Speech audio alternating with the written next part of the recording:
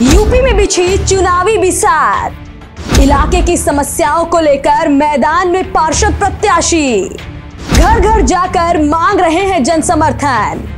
सभी धर्मों को जोड़ने की है कोशिश।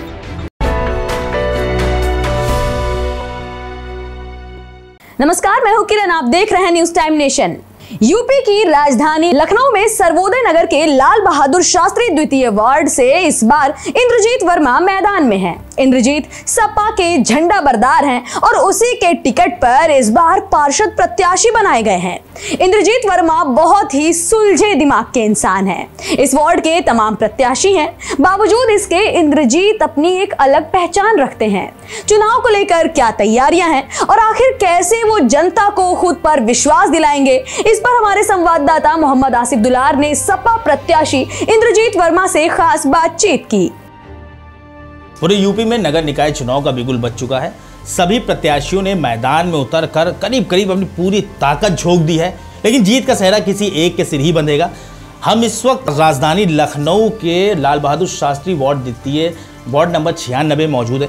हमारे साथ सपा के प्रत्याशी हैं, इस वक्त मैदान में है और उनके सामने कड़ी टक्कर देने के लिए भी कई प्रत्याशी मौजूद है। अब हम इनसे जानने की कोशिश करेंगे कि आखिर क्या चैलेंजेस हैं इनके सामने और किस तरह ये बीट करके जनता की जो एक उम्मीदें हैं उन पर खरे उतरेंगे। इंद्रजीत जी, बहुत बहुत स्वागत है आपका न्यूज़ टाइम नेशन पर। धन्यवाद। इंद्रजीत जी, पहला सवाल ये है कि हमेशा से यहाँ पर बीजेपी का होल्ड रहा है, ऐसा माना जाता है। जितना मैंने इस एरिया को घूमा, पिछले कई बार से बीजेपी के पार्षद रहे हैं और इस बार आप सपा के कैंडिडेट हैं।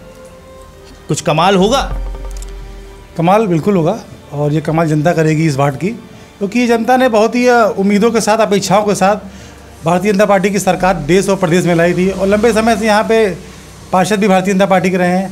मगर जब आपने ये कहा कि आपने इस वार्ड में घूमा भी है, तो आपको इस वार्ड की हालत का भी अंदाज़ा हुआ होगा। आपने देखा होगा किस प्रकार से यहाँ सभासद और विधायक दोनों भारतीय जनता पार्टी के होने के बावजूद, और यहाँ के विधायक तो पिछली बार सरकार में नगर विकास मंत्री थे, उसके बावजूद भी आप इस वार्ड की जो दुर्दशा है उसका आपने देखा होगा। आप ज़रा से ये मेन रोड से गलियों की तरफ पढ़िए, फिर आप देखिए कि क्या हालत है। ये टूटी नालियाँ, टूटी सड़कें और बहता गंदा पानी और जल भराव की समस्या सबसे बड़ा यहाँ पे मुद्दा है, और जिससे जनता हमेशा परेशान नहीं है।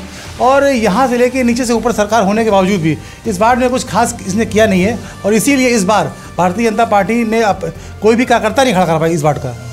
उनको यहाँ पे एक अपने चुनाव लड़ाने के लिए इस वार्ड में कोई कार्यकर्ता ही नहीं मिला। उनको एक यहाँ बाहर से एक बुजुर्ग को यहाँ पे आयातित करना पड़ा। इलाकाई समस्याओं पर इंद्रजीत वर्मा अचानक भड़क उठे। उन्होंने साफ कहा कि अगर मेन रोड से जैसे ही आप गलियों का रुख करते हैं तो वहां सिवाय गंदगी के आपको कुछ नहीं मिलेगा। गलियों की हालत बदतर है और नालियां गंदे पानी से भरी पड़ी हैं। कि अगर आप पार्षद बन जाते, जनता ने आप पर भरोसा किया और आपको जिता दिया, कौन से ऐसे मेजर प्रॉब्लम है जो आप बहुत बारीकी से देख रहे हैं, आपको लगता हो कि आप पार्षद बनेंगे और सबसे पहले इस चीज़ को दूर कर देंगे? देखिए, सबसे बड़ी समस्या जो यहाँ की गलियाँ हैं, वहाँ पर जो इंटरलॉकिंग टाइल्स हैं, उसके आप ज़्यादातर जो टाइल्स हैं वो उखड़े हुए हैं। तो सबसे पहले तो मैं ये करूँगा कि वो दोनों तरफ की नालियाँ ठीक करा के, और वो जो कम से कम जो 8 फीट की जो रोड बची हुई है, ताकि कम से कम हमारा कोई ये जो 4 पहिया गाड़ी होती है, वो कम से कम अगर कोई व्यक्ति बीमार हो या उसके घर में शादी हो, तो हर व्यक्ति का सपना होता है कि वो घर के सामने गाड़ी आए। तो मैं भी खुद, मेरा भी घर एक गली के अंदर है, तो मैं उस समस्या को भली बात समझता हूँ। तो मैं चाहता हूँ कि कम से कम कोई बीमार व्यक्ति हो तो उसे घर के सामने गाड़ी पहुँच जाए, या कभी कोई ऐसा बीमार हो या कोई गर्भवती महिला हो तो जो हमारी एम्बुलेंस है वो उससे घर तक पहुँच सके। इतना तो कम से कम जनता अपेक्षा हमसे रखती है और हमें भी ऐसा करना चाहिए। लाल बहादुर शास्त्री द्वितीय वार्ड से हिंदू मुस्लिम मिलीजुली आबादी है, तो इस इलाके में कई मस्जिदें भी हैं, वहीं प्राचीन मंदिर भी मौजूद हैं। इंद्रजीत चाहते हैं कि उन्हें हिंदू और मुस्लिम सभी का साथ मिले। शायद इसीलिए वो नमाज के वक्त मस्जिद के बाहर नमाजियों से मुलाकात करने पहुंचे और उन्हें गुलाब का फूल भेंट किया।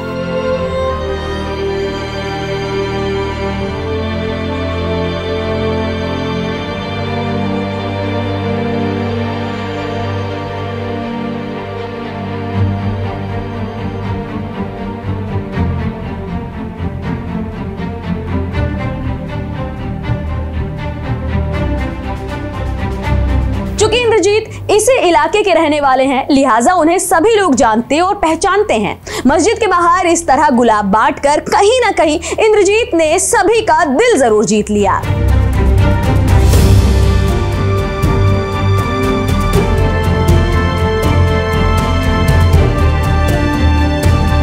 ये तो था सिक्के का एक पहलू। अब जरा इन तस्वीरों को भी देखिए। सपा प्रत्याशी इंद्रजीत वर्मा जहां मस्जिद के बाहर नमाजियों को गुलाब बांटते नजर आए, तो वहीं मंदिर जाकर भोलेनाथ के दर्शन भी करते दिखे।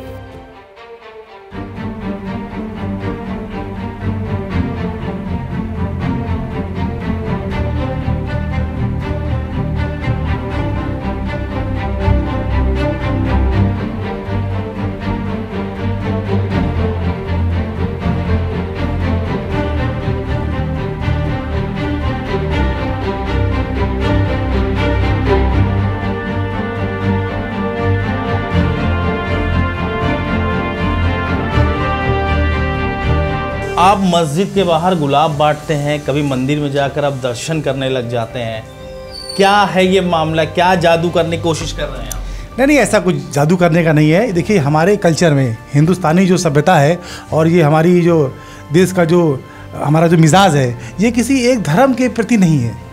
ये एक गुलदस्ता है। यहाँ पे हिंदू, मुस्लिम, सिख, ईसाई सब रहते हैं और हमारे वार्ड में तो ऐसा बिल्कुल भी नहीं है। और यहाँ सब बड़े ही उससे रहते हैं, चाहे वो हमारे यहाँ दिवाली मनाते हैं, हम उनका ईद मनाते हैं। और ऐसी कोई इस हमारे इधर क्षेत्र में कोई कट्टरता या ऐसी कोई बात नहीं है। हम सब मिल के एक साथ मतलब कि एक दूसरे का साथ देते हैं। अच्छा, चूँकि मिली जुली आबादी है, 30% मुस्लिम है, 70% तकरीबन हिंदू आबादी है यहाँ पर।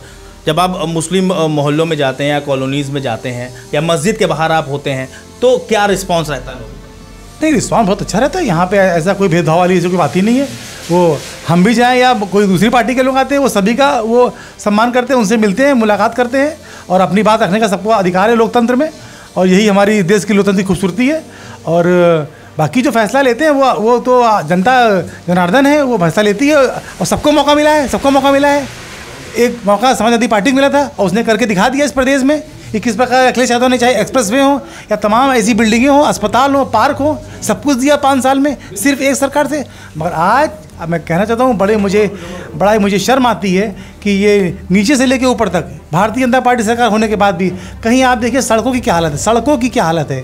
तो मैं इन्हीं सब मुद्दों के साथ जनता के बीच में जा। अच्छा, आप जो है अखिलेश यादव के किए गए, अपने कार्यकाल के दौरान किए गए कामों को भुनाने की कोशिश करेंगे या अपना भी कुछ योजना लेकर आए हैं जनता के बीच में? नहीं, भुनाने वाली बात नहीं। जो कुछ सच जनता के सामने है, जो हमने पिछले 5 साल में किया और ये लगभग केंद्र और प्रदेश मिला के 8-9 साल जो सरकार हुई है, उसमें जो काम हुआ है तो उसका तो जनता तुलना कर ही रही है कि पहले वो 50 रुपये का पेट्रोल मिलता था, आज वही मिला 100 रुपये का। जो सिलेंडर 350 का था, आज मिल रहा है 1150 रुपये का। और देखिए, जब अगर मुझे, मेरी बात जहाँ तक रही है, तो अगर मुझे ऐसा मौका मिलेगा यहाँ इस जनता का नेतृत्व करने का, तो मैं सबसे पहले इस क्षेत्र में विकास करूँगा। और ये आप अक्सर यहाँ की गलियाँ जो हैं वो देखिए सूनी है, रात में अंधेरा होता है और घटनाएं होती रहती हैं। हमारी महिलाएं बहनें बाहर निकलने में एक असुरक्षा की भावना उनके अंदर रहती है। तो ये रोड लाइट की भी मतलब इसकी व्यवस्था जो नगर निगम के तहत होती है जो भी, तो उसको मैं पूरी तरीके से ठीक करने की कोशिश करूँगा। इलाके के कुछ लोग और उनके विरोधी इंद्रजीत पर आरोप लगा रहे हैं कि उनकी उम्र कम है और उन्हें सियासत का जरा भी तजुर्बा नहीं है। इस वक्त आपकी एज ही बहुत ज़्यादा नहीं है फिलहाल, और दूसरा ये है कि आप जो है फर्स्ट टाइम इलेक्शन लड़ रहे हैं, तो तमाम तरह की इस तरह गॉसिप्स हो रही हैं एरिया में कि भाई सियासत की जानकारी नहीं है, मोहल्ले की जानकारी नहीं है, वार्ड की भी जानकारी नहीं है और पार्षद बनने की कोशिशों में जुटे हुए हैं। क्या लग रहा है, ये माइनस मार्किंग करेगा या इस बीच भी आप कुछ खेल कर ले जाएंगे? मुझे वार्ड की जानकारी नहीं है। मैं तो इसी वार्ड में मतलब बचपने से मेरा बीता है। यहाँ हमने क्रिकेट खेला है, पतंगे उड़ाई हैं, हर गलियों में हम दौड़े भागे। तो यहाँ की तो गलियों से भली बात परिचित हूँ मैं। ये तो जो विरोधी पार्टी है, ये वैसा, ये जो उनका आरोप है ये मेरे पे लगा रहे हैं, क्योंकि उनका जो प्रत्याशी है वो इस वार्ड का है ही नहीं, यहाँ से बहुत दूर रहते हैं वो। तो यहाँ के बारे में तो ये मेरे ऊपर आरोप, ये तो बिल्कुल निराधार आरोप है मेरा।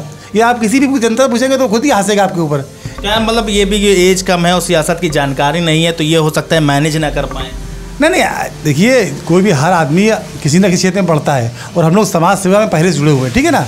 और जो हमारे साथ हमारे मित्र हैं, हमारे पार्टी के अनुभवी लोग हैं, वो हमारा मार्गदर्शन करेंगे। और ऐसा कुछ नहीं है, ये सिर्फ खाली विरोधियों की चाल है मुझे, क्योंकि उनको हार उनके सामने दिखाई पड़ रही है। मैं कोई नेता नहीं हूँ, मैं कोई लीडर नहीं हूँ, मैं तो इस जनता का बेटा हूँ यहाँ का। तो जो भी मैं काम होगा उसको मैं अपने अभिभावक की तरह या अपने परिवार की तरह उसकी हेल्प करने की ज़्यादा से ज़्यादा कोशिश करूँगा। और ये कोई सीख के तो आता नहीं है, ये तो यहीं पे रह के हम लोग सीखते हैं और समाज सेवा में बहुत पहले से हम लोग लगे हुए हैं।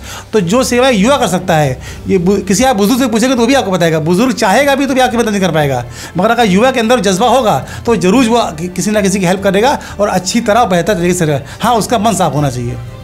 ये थे इंद्रजीत वर्मा, लाल बहादुर शास्त्री द्वितीय वार्ड नंबर 96 के ये सपा से कैंडिडेट हैं।